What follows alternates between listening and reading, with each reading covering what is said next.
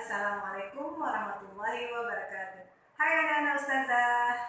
Hari ini kita bertemu lagi dengan Ustazah Dewi dalam pembelajaran muatan IPA tema 1 subtema 3 pembelajaran yang ketiga. Baik anak-anak, kita mulai dengan sama-sama membaca bismillah. Bismillahirrahmanirrahim. Nah anak-anak, dalam subtema sebelumnya antum semua sudah belajar kan tentang pemantulan dan penyerapan bunyi. Masih ingat tak apa itu pemantulan bunyi? Ya, pemantulan bunyi adalah apabila sumber bunyi merambat mengenai benda-benda yang keras, ya seperti ini. Ya, di sini bisa antum perhatikan ya anak, suara manusia ya akan merambat dan mengenai benda yang keras seperti contohnya dinding beton ini. Nanti kan bunyi tadi akan memantul. Nah, memantul lagi ya. Nah, karena dinding beton itu adalah benda yang bisa memantulkan bunyi. Apalagi ya benda-benda kemarin yang memantulkan bunyi seperti misalnya batu, kaca ya, dan benda-benda keras yang lainnya.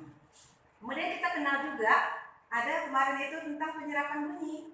Nah, bunyi akan diserap apabila sumber bunyi itu mengenai benda-benda yang lunak, misalnya seperti gabus, busa, karpet atau spons ya. Itu masih ingat ya pada kemarin. Nah, anak-anak, pada hari ini Ustazah akan menjelaskan tentang pemantulan bunyi. Jenis pemantulan bunyi ini ada 3 ya, nak. Yang pertama adalah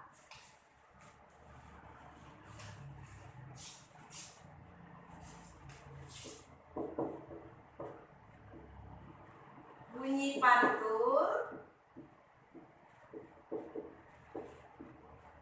yang memperkuat bunyi. Nah, yang pertama adalah bunyi pantul yang memperkuat bunyi. Kapan ini terjadi? Bila sumber bunyi berada pada jarak yang sangat dekat dengan benda-benda yang keras. Misalnya contohnya ya, ketika antum berada di ruangan yang sangat kecil. Misalnya antum ketika berada di bawah kolong meja atau antum sedang berada di dalam lemari, maka antum mengeluarkan suara, maka pantulan yang terdengar akan sangat nyaring. Nah, itu baru namanya bunyi pantul yang memperkuat bunyi. Nah, biasanya jarak antara sumber bunyi dan dinding atau benda-benda keras tadi ya kurang dari 10 meter. Maka pantulan yang kita dengar akan menjadi lebih nyaring. 3. Oke, baik ya nak.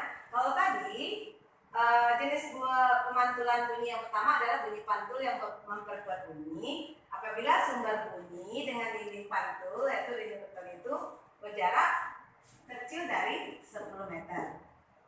Yang kedua, jenis bunyi pantulan bunyi yang kedua disebut dengan gaung atau istilah lainnya adalah kerdang. Nah, gaung ini terjadi apabila sumber bunyi, jarak antara sumber bunyi dan dinding pantul berkisar antara 10 sampai 20 meter. Sehingga bunyi yang terdengar itu tidak jelas. Misalnya, bisa ada contohkan, kalau suara asli kita menyebutkan kemari, maka suara pantulan yang terdengar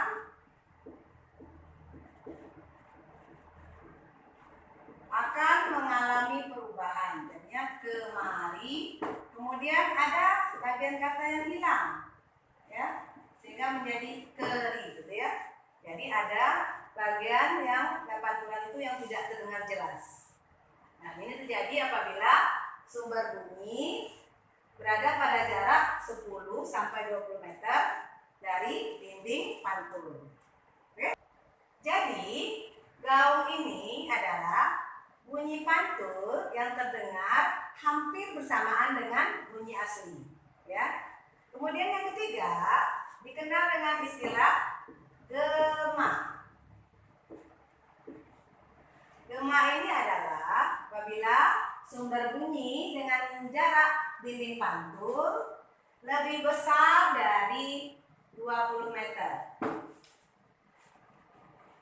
Gema ini biasanya terjadi apabila sumber bunyi itu berada pada ruangan yang jaraknya sangat luas, ya. Ketika kita berada di lembah atau di lapangan terbuka, maka ketika kita mengeluarkan suara, maka suara yang kita pantulkan itu akan terdengar jelas. Jadi, gema ini adalah bunyi pantulan yang terdengar setelah bunyi asli. Jadi kalau Ustazah gambarkan ya, kalau misalnya suara asli kita ya, suara asli kita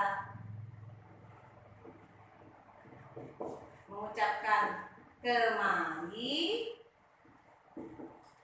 maka suara pantulan yang terdengar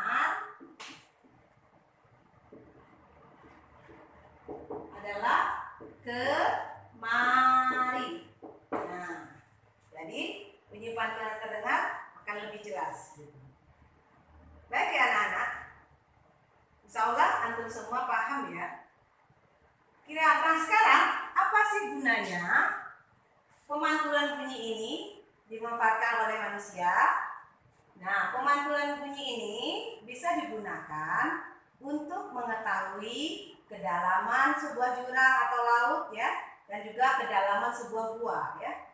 Kemudian juga pemantulan bunyi ini juga digunakan untuk melihat atau mendeteksi bagaimana kondisi janin bayi ya di dalam rahim melalui alat misalnya yang dikenal dengan USG ya. Nah, demikian dulu ya tiga jenis pemantulan bunyi yang kita pelajari hari ini. Semoga antum bisa memahaminya dan bisa berakhir dengan Assalamualaikum warahmatullahi